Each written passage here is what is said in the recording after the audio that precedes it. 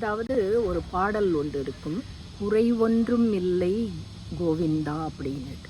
பாடலில் மாத்திரம்தான் அந்த வார்த்தைகள் வெளிப்பட்டு இருக்கிறது. குறை ஒன்றும் இல்லை அப்படின்னு. குறைதான். மனிதன் குறை குறை குறை குறையோடு தான் வாழ்ந்து கொண்டிருக்கிறான். ஏன்னா அவனை சுற்றி இவ்வளோ கொடுக்கப்பட்டும், இவ்வளோ செல்வங்கள், ஐஸ்வர்யங்கள், புகழ், கீர்த்தி, என்ன சொல்கிறது, எல்லாமே. ஏன்னா இன்றைக்கு பாருங்கள், எல்லா ஜீவராசிகளும் அவன் கட்டுக்குள் தான் இருக்கு. ஒரு காலத்தில் மனிதன் பயந்தான், மிருகங்களை பார்த்து பயந்தான். அதாவது அந்த டைனோசரஸ் காலம்லாம் பார்த்திங்கன்னா அதை பார்த்து பயந்தான். அது ஒரு காலகட்டத்தில் இறைவனால் அழிக்கப்பட்டது.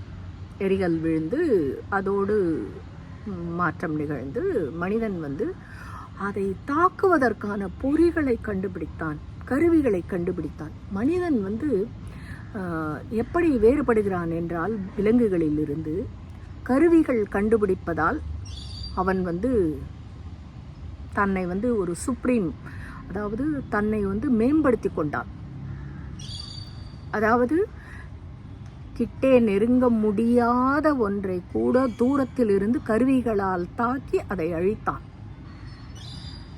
அதை அழித்ததால் அவனுக்கு எல்லாமே வசப்பட்டது. எல்லாமும் வசப்பட்டாலும் இன்றும் மனிதனுக்கு குறை குறை குறை குறை குறையோடு தான் வாழ்ந்து கொண்டிருக்கிறான். எதற்கு எல்லாரும் கோவிலை நாடி செல்கிறார்கள்? எல்லோரும் மற்றவர்களிடம் குறைப்பட்டு கொண்டிருக்கிறார்கள். குறையோடு தான் வாழ்ந்து கொண்டிருக்கிறான். அவனுக்கு நிறைவான வாழ்க்கை இறைவனால் அருளப்பட்டு விட்டது.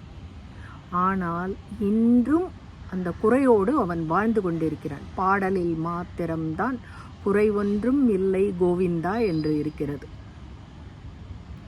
நன்றாக உங்களை சுற்றி உள்ள நிறைகளை காண கற்றுக்கொள்ளுங்கள். நன்றி, நமஸ்காரம்.